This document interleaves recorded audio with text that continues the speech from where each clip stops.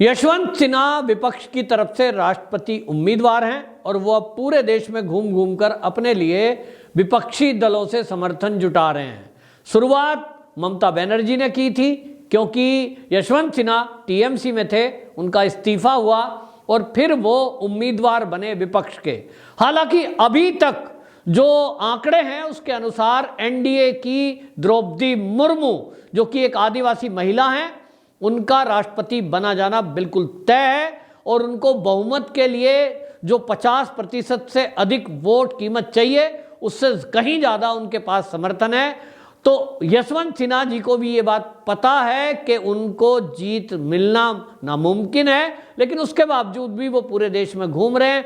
इसके पीछे का यही कारण बताया जा रहा है कि चुनाव जीतें या हारें, लेकिन विपक्ष से एकजुट होने का मौका ये आया है और इसीलिए वो पूरे देश में घूम रहे हैं। हाल ही में वो कश्मीर में गए और कश्मीर में जाकर के वो मिले गुपकार गैंग से।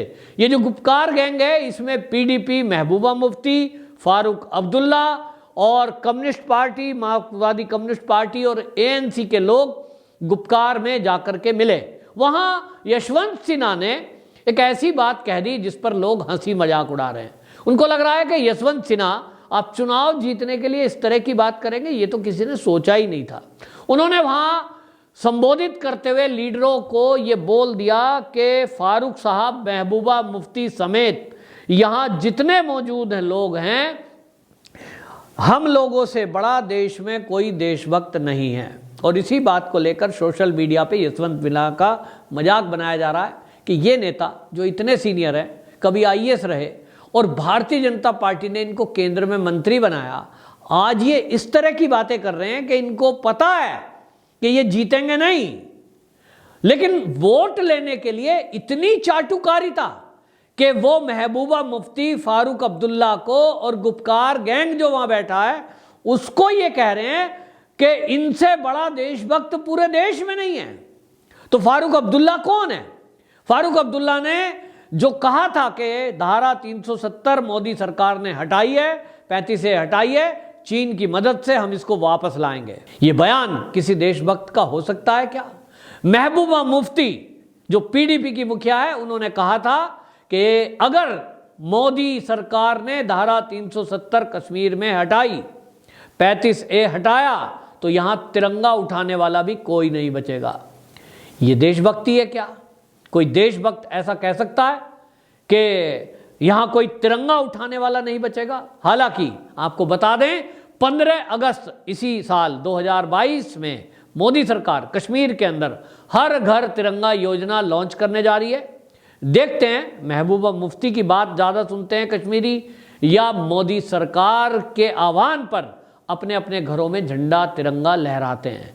लेकिन क्या इस तरह की भाषा बोलने वाली महबूबा मुफ्ती, जो लोगों को उकसा रही है, जो ये कह रही है कि यहाँ कोई भी तिरंगा नहीं उठाएगा अगर धारा 370 हटाई गई, तो मैं पूछना चाहता हूँ यशवंत सिन्हा जी, आप कह रहे हो कि ये सबसे बड़े देशभक्त हैं, क्या ऐसा व्यक्ति देशभक्त हो सकता है?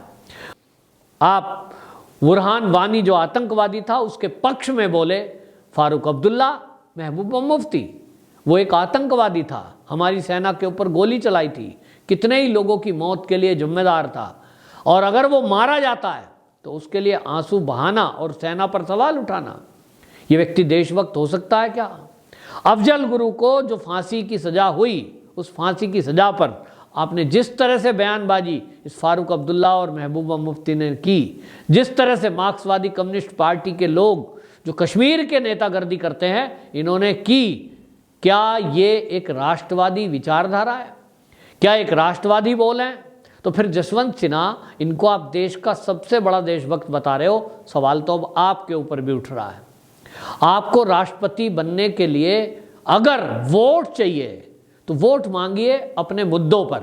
आप जैसा कह रहे हैं कि ये चुनाव बेशक हार जीत का नहीं है, ये विचारों का चुनाव है, ये विचार आपका ठीक है, आपके विरोध हो सकते हैं, राष्ट्रपति को लेकर के आपकी राय अलग अलग हो सकती है, आप द्रौपदी मुर्मू के इस देश में विरोधी हो सकते हैं, ये देश लोकतांत्रिक है और यहाँ इस प्रक्रिया में कोई भी व्यक्ति राष्ट्रपति पद के लिए खड़ा हो सकता था। उसके लिए जो टर्म एंड कंडीशन है वो कोई अगर उसको अप्लाई कर देता है, वो उनके लिए जो विधायक हैं, जितने नॉमिनेशन में होना चाहिए, जो समर्थन में होने चाहिए सांसद, वो जो कंडीशन पूरी करता है, वो कोई भी व्यक्ति राष्ट्रपति पद के लिए अपना नॉमिनेशन कर सकता है। तो आपने किया और एनडीए के कैंडिडेट के सामने खड़े हो, तो आप कुछ भी विचारधाराओं की लड़ाई है बोल करके लोगों से वोट ले सकते हो, इसमें कोई बुराई नहीं है। लेकिन आप आतंकवादियों की भाषा बोलने वाले, अलगाववादियों की भाषा बोलने वाले, आप तिरंगा ना उठाने वाले ऐसे लोगों के पक्ष में बोलने वालों को देशभक्त कहोगे। और तो और यशवंत सिन्हा ने वहां कश्मीर की धरती से बोला गुपकार गैंग के बीच में कि धारा 370 पर जो फैसला केंद्र सरकार ने लिया, मोदी सरकार ने लिया, वो दुर्भाग्यपूर्ण है और मैं यदि राष्ट्रपति बनूंगा तो मैं कश्मीर के साथ न्याय करूंगा। क्या न्याय करेंगे आप जिन लोगों के बीच में बैठकर ये वादा कर रहे थे, आप तो निश्चित रूप से फिर इसका मतलब अगर राष्ट्रपति बन भी जाते, बन नहीं रहे हो, लेकिन अगर बन जाते तो आप तो कह रहे हो कि धारा 370 दोबारा लागू करेंगे, 35A दोबारा लागू करवा देंगे, और आप कह रहे हो कश्मीर के साथ न्याय नहीं हुआ। आप न्याय करेंगे, क्या न्याय करेंगे? आतंकवादियों को फिर से खुली छुट्टी देंगे, सेना को वहां से हटा लेंगे। अगर सेना कश्मीर से हटी तो क्या आतंकवाद को रोका जा सकता है? यशवंत सिन्हा जी एक जहरीली सोच लेकर के इस देश का भ्रमण कर रहे हैं। आप ठीक है, कभी भारतीय जनता पार्टी ने आपको मान सम्मान दिया था, आपके बेटे को टिकट नहीं मिला, ये होता है कि कहीं आपकी महत्वाकांक्षाएं पूरी ना हो तो आप आजाद हैं कि आप पार्टी से किनारा कर सकते हैं, लेकिन देश विरोधी गतिविधि करने वालों की भाषा बोलें, उनके साथ खड़े हो जाएं, और धारा 370 दोबारा लगाने वाले और चीन की मदद से धारा 370 दोबारा लगाने वाले ऐसे लोगों के साथ बैठें और आप कल्पना करें कि लोग आपको वोट दें। यह भी अब ध्यान में देना पड़ेगा कि विपक्षी दलों में यशवंत सिन्हा जैसे ऐसे जहरीले बोल बोलने वाले लोगों के साथ बैठना और उनका सपोर्ट करना और गुपकार गैंग के लोगों को सबसे बड़ा राष्ट्रवादी बताना, ऐसे यशवंत सिन्हा को वोट कौन देता है, उनकी भी पहचान करके उनका विरोध करने की जरूरत है। और यहां आपको यह बताऊं कि जिस तरह से यशवंत सिन्हा कश्मीर के दौरे पर गए थे, वहां लोगों को दिखाने के लिए यशवंत सिन्हा खुद गाड़ी ड्राइव कर रहे थे और गुपकार गैंग में जाकर के मिले हैं। उन्होंने जिस तरह से पूरे देश में घूमा, इसको लेकर के अब ममता बनर्जी हालांकि किनारा कर रही हैं। ममता बनर्जी ने अभी तक पश्चिम बंगाल में उनको इनवाइट नहीं किया है, वो हर राज्य में कैंडिडेट घूम रहे हैं। द्रौपदी मुर्मू भी अपने जगह जगह जा रही हैं और वोट मांगने के लिए, समर्थन मांगने के लिए वहां के विधायकों और सांसदों से मिलना, ये क्रम होता है। इसी में द्रौपदी मुर्मू को हमने देखा कि वो जिस शालीनता के साथ लोगों से मिलती हैं, उत्तर प्रदेश के दौरे पर गई, उनके नाम से जो दुर्विरोधी रहे हैं वो भी अब उनके पक्ष में खड़े हो रहे हैं।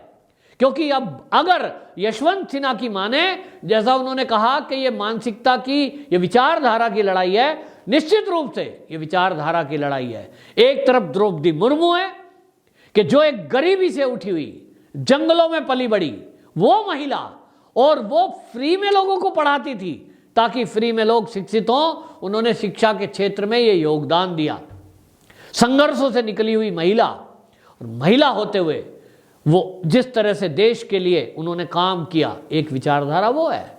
और एक विचारधारा वो है गुपकार गैंग की कि जो कश्मीर को भारत से अलग करने की बात करते हैं, आतंकवादियों के लिए आंसू बहाते हैं। पैलेट गन अगर इस्तेमाल होती है पत्थरबाजों के ऊपर तो उसको लेकर के सुप्रीम कोर्ट चले जाते हैं और सेना के सर्जिकल स्ट्राइक पर सवाल उठाते हैं, सेना को गाली देते हैं, सेना का अपमान करते हैं। तो विचारधारा तो बिल्कुल अलग अलग है। एक विचारधारा है जो टीएमसी की ममता बनर्जी जिस तरह से भाषा बोलती हैं और वो रोहिंग्या और बांग्लादेशियों के पक्ष में खड़ी होती हैं, एक विचारधारा तो है।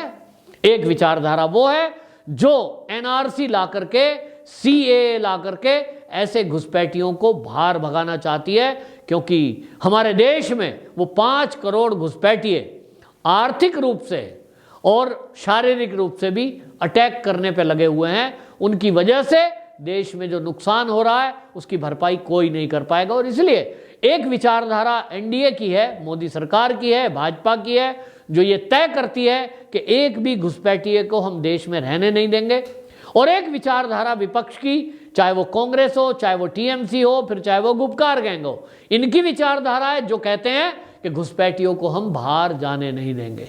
ये दो विचारधाराओं की लड़ाई है। इस विचारधारा में अभी तक के जो आंकड़े हैं वो ये बता रहे हैं कि विचारधारा देशभक्ति की ही जीतेगी, और होना भी यही चाहिए। देशभक्ति की विचारधारा यानी द्रौपदी मुर्मू को ही विजयी होना ही चाहिए। जो लोग द्रौपदी मुर्मू को वोट करेंगे उनकी पहचान करिए, उनका स्वागत करना है। और जो लोग विपरीत विचारधारा यानी देश को तोड़ने वाली विचारधाराओं के साथ खड़े हैं, उनसे सवाल जरूर पूछना है कि आप अपने स्वार्थ में इस तरह से अंधे कैसे हो गए कि आप देश के विरुद्ध षड्यंत्रकारियों के साथ खड़े हो गए।